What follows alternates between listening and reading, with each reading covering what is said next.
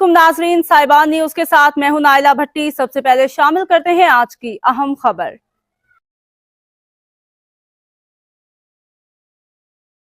रुक करते जामशोरों का हमारी नुमाइंदा खुसूसी मोहम्मद अजहर हिंद के मुताबिक जामशोरों में बदअमनी, चोरियां, डकैतियां मामूल हैं। पुलिस लूट मार को रोकने में नाकाम।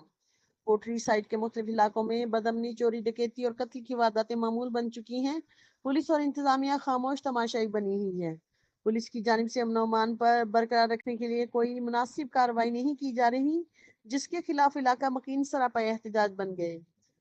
खुर्शीद कॉलोनी की मौजूद शख्सियात साबिक यूसी काउंसलर हाजी इदरीस जानवरी और अब्दुल कादिर जानवरी ने अपनी रिहाइशगाह पर प्रेस कॉन्फ्रेंस करते हुए मीडिया को बताया कि गुज़श्ता हफ्ते नामालूम चोर रात गए उनके होटल में ताले तोड़कर बैटरियां, यूपीएस और नकदी रकम चोरी करके ले गए, जिसकी रिपोर्ट थाना बिहार में दर्ज कराई गई है। उनका कहना था कि चंद रोज कबल इसी इलाके में डकैती के दौरान महल्लेदारों ने चोरों को पकड़कर पुलिस के हवाले कर दिया था, ताहम पुलिस ने मुबैना तौर पर रिश्वत के इवज छोड़ दिया। मजीद ये कि पुलिस ने उनके साथ ताउन करने की बजाय उन्हें हरासा करना शुरू कर दिया और उनके बेटे अब्दुल कादिर जानवरी की गिरफ्तारी के लिए छापे मार रहे हैं।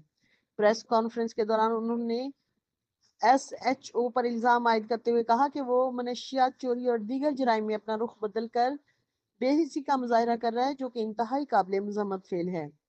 उन्होंने एसएसपी जामशोरो, आईजी सिंध, महकमा दाखिला सिंध और मौजूद अदालतों से इंसाफ, तहफ़्फ़ुज़ और कानूनी मावनत का मुतालबा किया है। देखते रहिए साहिबान न्यूज़ HD, नसरीन अनवर के साथ।